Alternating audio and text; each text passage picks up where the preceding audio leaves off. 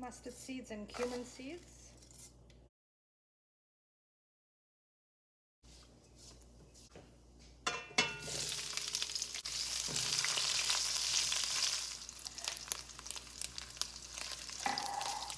Curry leaves, onions and chili,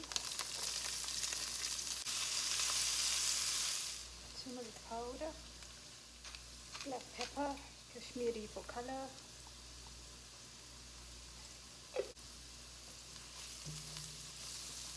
coriander powder, just a little calabash,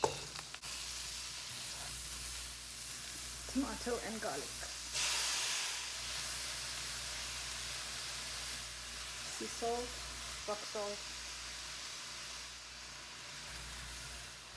Cover it to medium-low temperature. Turn the heat on high, medium-high. Let some of the liquid dry off. Garnish with some dhania. Bob's your uncle.